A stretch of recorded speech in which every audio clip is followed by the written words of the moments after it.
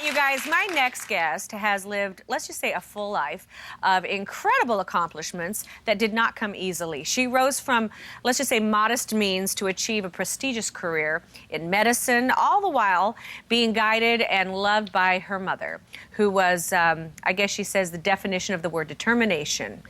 She went on to be co-host of one of daytime television's most successful shows, The Doctors. And her new memoir chronicles her upbringing, her education, and her rise to success despite loss and depression and even discrimination. I'm excited to talk to her. Would you please welcome Emmy Award-winning host and author of Paper Dollhouse, Dr. Lisa Masterson. Lisa! Hello! How are you? Very good. Okay, I love the earrings. Oh, thank you. How are you? Oh, so congratulations, my Thank goodness, you. on the Emmy nomination. Yes, we're very Go, girl. And excited about another that. one, right? Yes, we're very So excited about it. exciting. You got to feel great about that. Well, we really want to try and get a message out there to people, and Yes. especially for women, for me. And it's such a great joy to be able to be on the show and empower women, and empower people, and really help them with their health and their well-being. It's an honor. Yeah, absolutely. You know what? Really, isn't that what we all try to do, is to, I think if you have the right heart, is to empower anybody. Now, the title of your book is called Paper Dollhouse.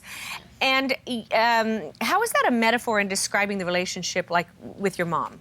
Well, it's actually very opposite from the relationship with my mom. But in the book, basically there was a time where we had to make a paper dollhouse, and because we didn't have a dollhouse, actually, we had to bring one in. Because I didn't have a lot of money, all the girls had these fabulous dollhouses that were 3 stories and everything. So I made one out of legal paper, which is not a sturdy dollhouse, not a sturdy dollhouse. And but it sort of reflected, at the time, we didn't have a lot of money, we moved around all the time, and it reflected more of that than the relationship, because actually the relationship with my mother was rock solid.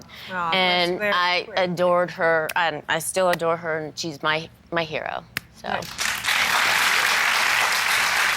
Now, as I have kind of just watched your life, and I really wanted you to be on the show, tell me a little bit about your mom's journey, because she came from the South and segregation and all of that to really give you a different life. Very powerful story.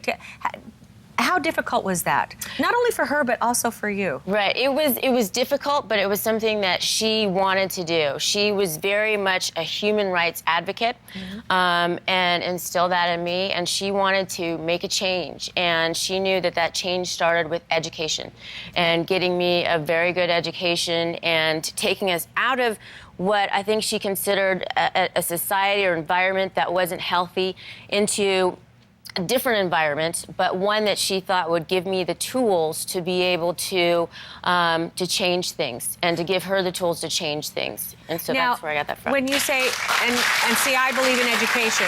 My mother's whole side of her family were all educators, and I believe education is power. It is. But what kind of sacrifices did your mom have to make? Oh, well, she worked endlessly. She worked endlessly. We had no money, and she sent me to the best private schools.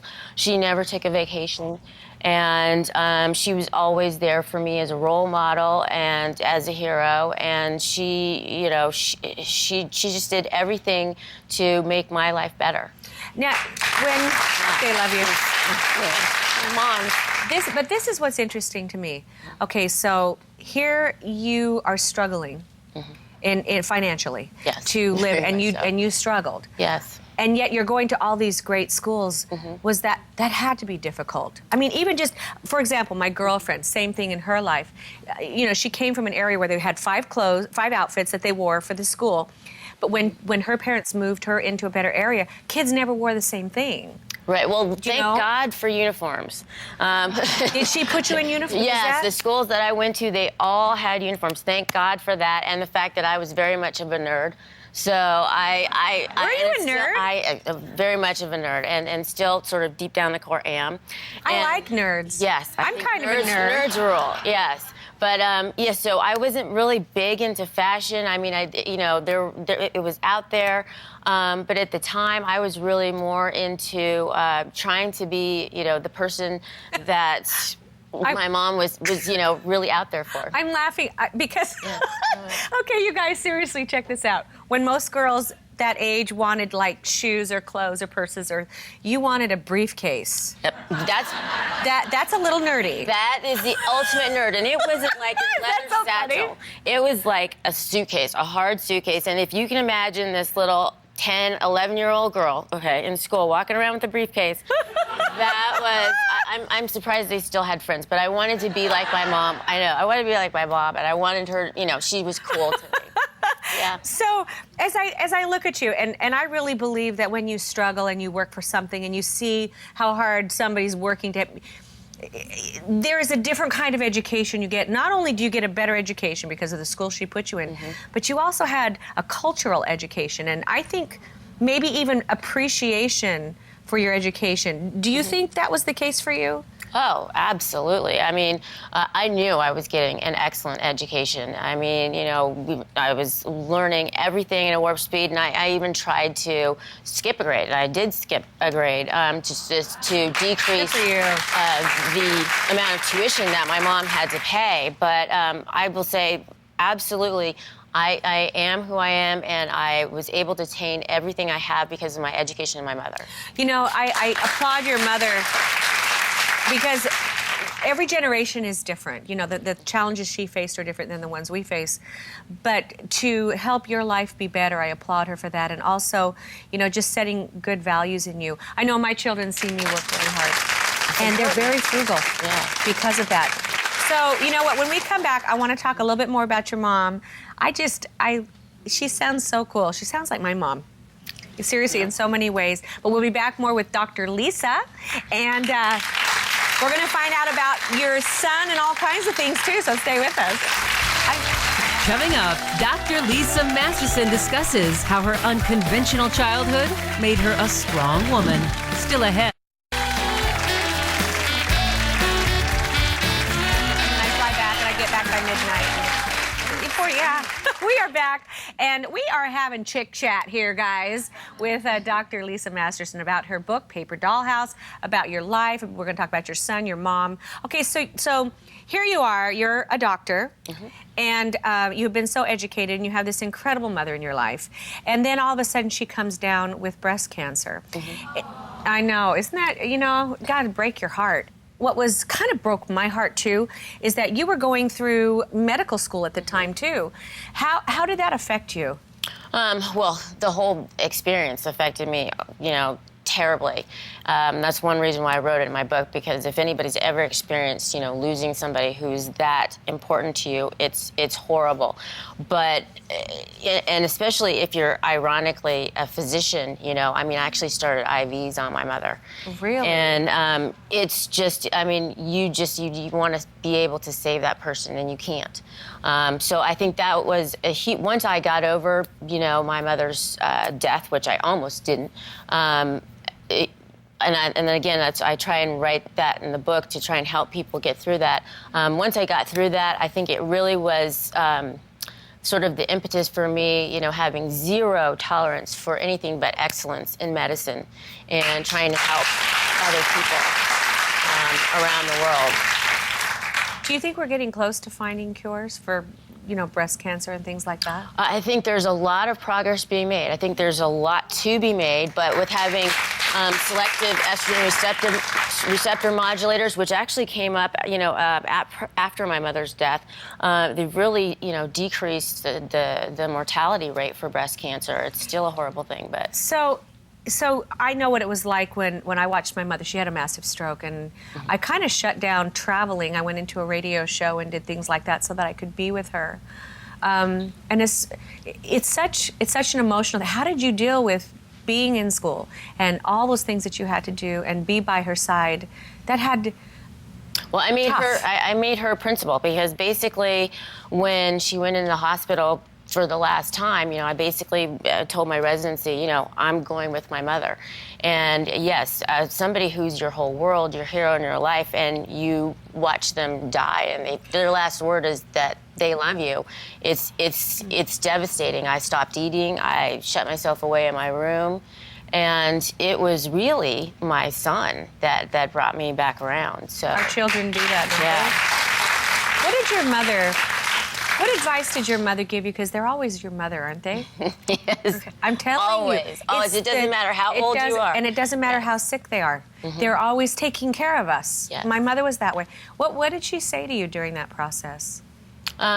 She wanted me to know that she was always going to be with me, and I've always felt her here with me. I was going to say, do you feel her from time to time? Yes, I know absolutely anybody who's lost somebody. They are with you. They are absolutely with you, and will be for the rest of your life. And I know that as sure as I know that too. There's almost a great. It's hard to know that while you're going through it. Yeah. But on the other side of it, I promise you they're there. And you know it. Yeah. Boy, they are there. When they're there, it's like, really, Mom? Really?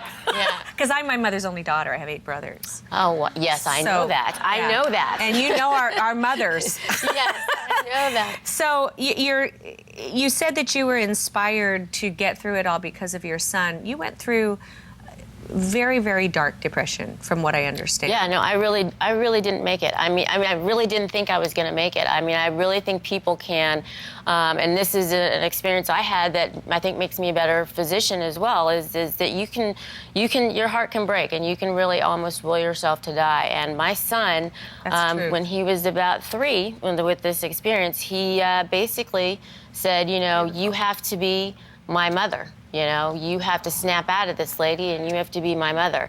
And knowing how important my mother was to me, I realized that I absolutely had to. You talk about mothers being with you. When I lost my son, that was the big thing that pulled me, is I said, no, I have to be. And I could almost feel my son saying, no, you've got to be the other kid's mom right now. I'm sorry for what. Because I do believe in those temporary moments of insanity.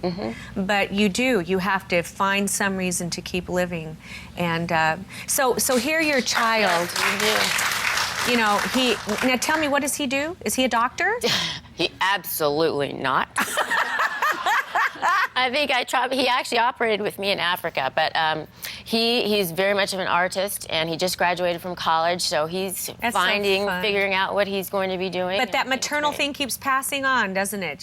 Being there just like you were for, with your mother, now you're being your mother to your son. It's just, it's a beautiful cycle. Now tell me really quickly about your charity, what you're doing, because it's fantastic. Oh, Maternal Fetal Care International is, what we do is we go into other countries and try and decrease the maternal mortality. There are women in other countries still dying of childbirth and labor-related causes. It's unbelievable. And things that are absolutely fixable.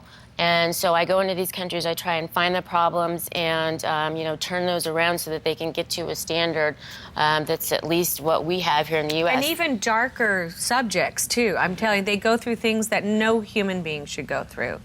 Yeah. And as I look at this charity, it's a wonderful thing that you're doing, and I want everybody to check it out. Where can they find out information?